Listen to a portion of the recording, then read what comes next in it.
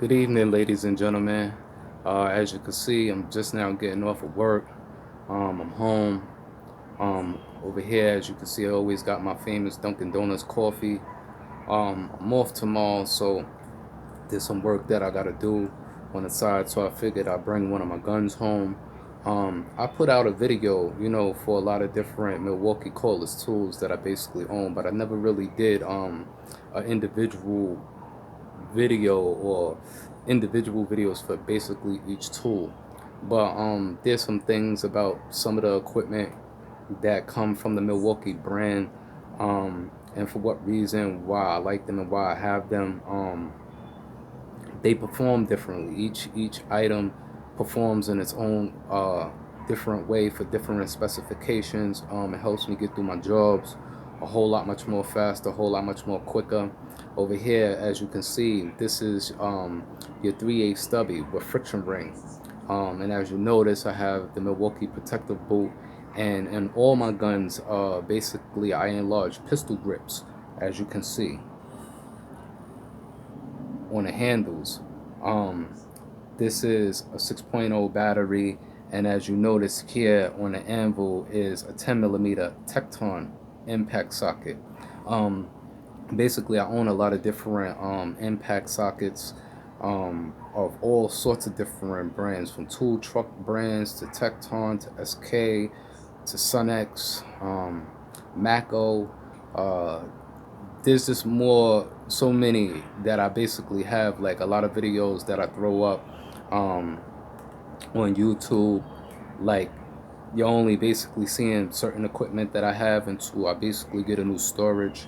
But that's another story for another day. The reason why I like these Tekton impact sockets is for their snug fit on the anvil, and that there's basically no play from these. They hold up very, very well. I use them a lot, especially on my high torque. I have the Tekton impact sockets basically in 1/2 inch deep, 1/2 inch shallow. I have 3/8 deep, 3/8 shallow. Unfortunately, they don't have a 1/4 inch set, which they did. They need to add that. If Tekton is out there watching, you heard it first from reliable source and reliable customer to your brand. So with that being said, you know I like how this tool operates. I like how it performs. I also have the 1/4 inch um, stubby with a friction ring anvil, and I also own the hex. I know some people will be like, well, why you own the hex and the 1/4 inch with the friction ring with an anvil?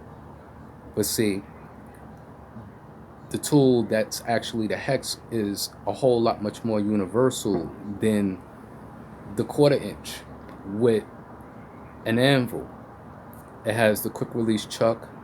You can switch from different adapters, different extensions. You could go to drilling bits.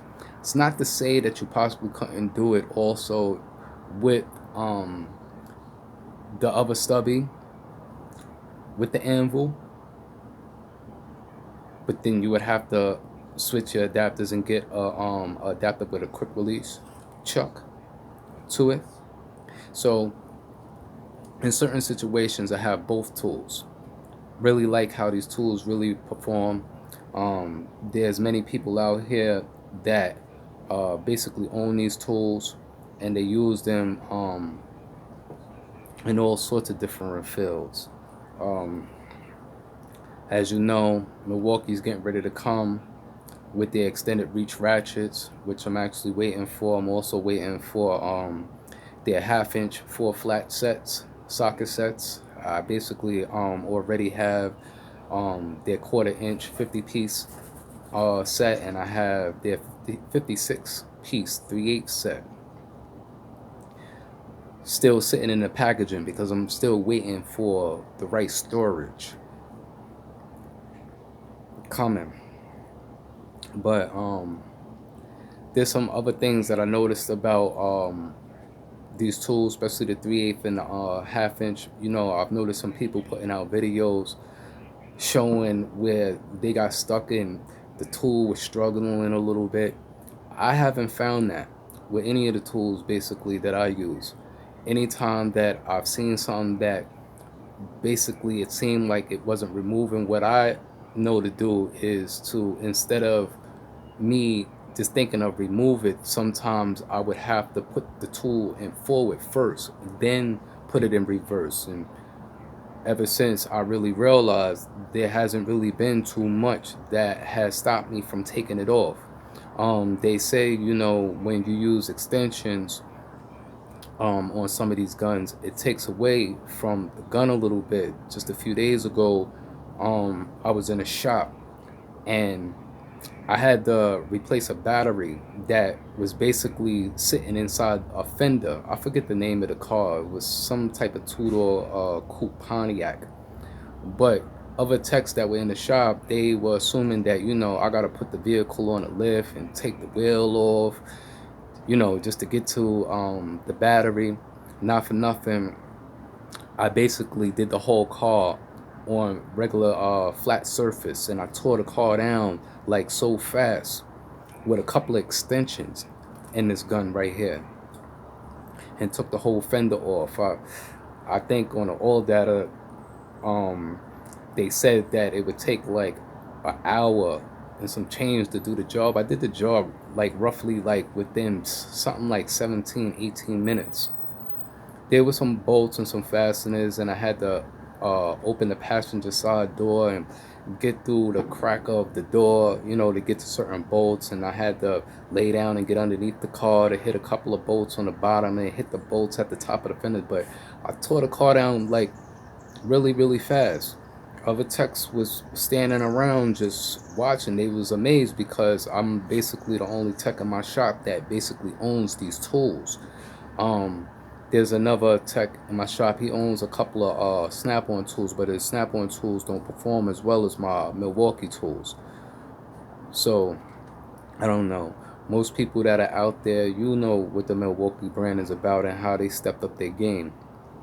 Anybody who don't know, you need to get out and get yourself one. Alright? So I guess today that's gonna be my little walkthrough and my little review. Just on your 3/8 Milwaukee Stubby 6.0 battery. And not just the Milwaukee brand, but the Tekton brand also. Shout out to Tekton too. Okay? Peace.